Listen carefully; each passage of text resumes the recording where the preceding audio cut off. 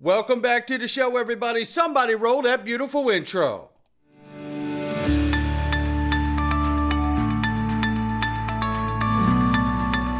Digital Perspectives with Brad Kimes. Come on in.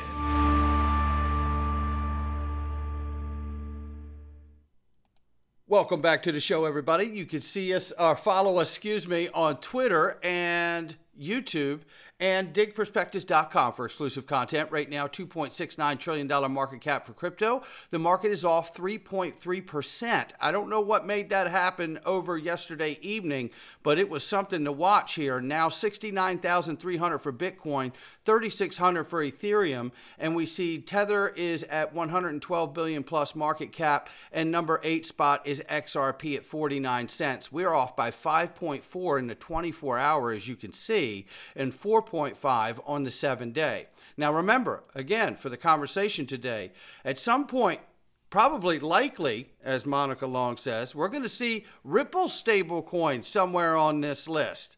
And that is going to get quite interesting, likely this year. Now, with that being said, I do want to take us to a different style format today where I want to talk and go over some things that I'm seeing in this market, in this current market we're in here, which is not very sexy right now. But I want to go over some things that I've seen of late. And I'm going to just put this up here so we can chat. Now, you can still hear me, but I just want to go and lay this out. So let's take a look at what's really happened in the near term. And then I ask you the question.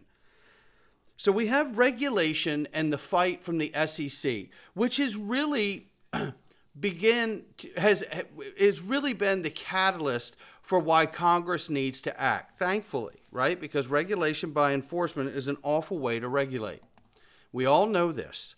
However, the years of that happening, of Jay Clayton and Gary Gensler, and doubling down with Gary Gensler, I should say, has really forced the issue to where Congress has now come together with the stablecoin bill from Senator Gillibrand and Lummis, and also the FIT 21 Act.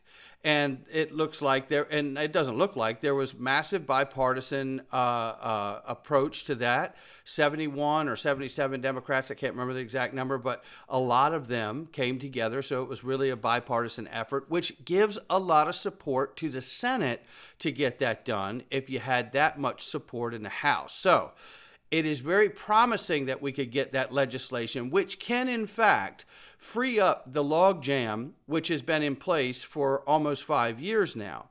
Now, I do remind everybody, as Brad Garlinghouse lately has decided to do, which I think is a good idea, is to remind everyone that before the lawsuit, Ripple was actually the number 2 market cap. Interesting. But let's focus now. We know that. And I want you to know it if you didn't know it. Because the entire time we've been sued, that has not happened. It has driven it down. But we've never left the top 10, which I find to be amazing too. But let's talk about this and bring it to real time where we are. So we know that FIT 21 has passed the House in the United States. It needs to pass the Senate. We're approaching an election year. So then that gets very tricky to what window we can have that done, right? Will there be something done in a lame duck session before the end of the year, or will it be in 25 when they get that through? And if they do, what does it look like on the other side? But now let's go over to the other side of the world in the EU. At the end of this month of June, MiCA regulations start to come into place. And we've already heard multiple people speak on the fact that MiCA regulations do not count USD Tether as a stable coin. Well, this appears to be very problematic of how it'll be received because of the way it's currently leading the market right now when, again, we look and we see the current market cap here is 112 billion plus currently for USD Tether. So there's some signs of some changes coming about how Tether will be looked at under regulatory framework. Now, this is very important to understand because we don't fully know yet what that really will mean, what that will look like on the other side. It's been asked, will Tether be collapsed and unwound? And will Ripple launch their stablecoin And will we see the market cap from Tether flood into USDC and Ripple stablecoin, solving the problem of what happens to all of those treasuries that are now partly backing Tether? But then there's the other question. Or will they just kind of find Tether, slap them on the wrist, and make sure that they do whatever they need to be in compliance, and we're off to the races again? We don't know what degree it'll go, but we do know that the United States Congress has made it clear under testimony that they are absolutely targeting Tether for illicit activity at this point.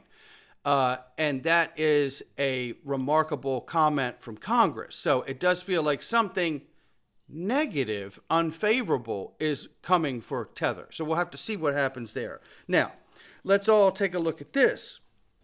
So we look at the legislation that is potential window for it passing in the United States, FIT 21, and what that will do for stablecoins. And it's important for us to recognize that stablecoins are not just dollar-to-dollar stablecoins. This FIT 21 Act is actually a tokenization bill.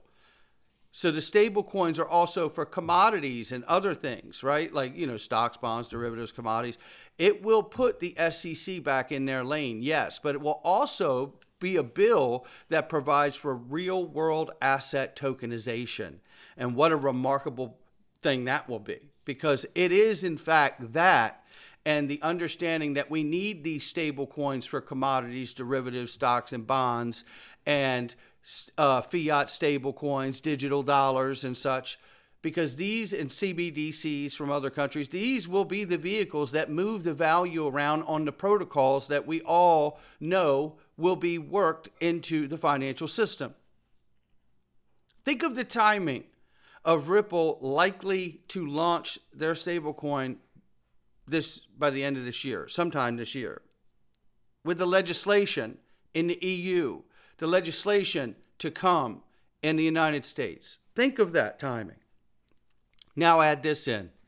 The DTCC, Vault Securrency, which in fact does work and incorporate Ethereum, Ripple's network, right? Stellar's network, EOS, and other networks, along with legacy systems, The DTC bought Securrency knowing that they're going to be using those protocols going forward in the future. Now, they've already moved to T+1. What's so important about that? Well, we know Ripple's going to be a part of that through ISDA, the International Swaps and Derivatives Association, to help settle more than $3 quadrillion worth of derivatives every year now that the DTCC are doing. Now, what's interesting about that is that is a massive repository where there is a lot of money held because it's settled in those products daily. That is very, very key to know, right? So, because repositories are where you want to be connected to get the real levels of liquidity needed to handle massive, large payments often, daily, right? So, that's a key note. And if we know that Ripple's working with DTCC to help settle those things, and we know Ripple's going to be launching a stable coin, does that give Ripple the access to that repository to back them with the $3 quadrillion worth of liquid that's back there that needs to be settled every day? This gets pretty remarkable when you start thinking of it. Then let's talk about this. Think about the fact of stablecoins in general and the conversation I had with Chris Giancarlo on stage at XRP Las Vegas 24. I asked Chris, we had the gold standard backing the dollar and underpinning its confidence as the world reserve currency in the beginning. We pulled off of that and we went to the petrodollar. That began to underpin the US dollar as the world reserve currency. Now, it's been floated that by tomorrow, the contract for the petrodollar agreement, which supports the confidence for the dollar as a world reserve currency, could end. Now, I don't know if it will, but it could. But the other fun fact is even if it doesn't, There are still 130 nations from Project Sandman who absolutely intend to de-dollarize and drop the US dollar at some point simultaneously. Not to mention the fact that the BRICS coalition is growing like crazy. Looking at another 40 countries that are interested in joining, along with Saudi Arabia being one of them.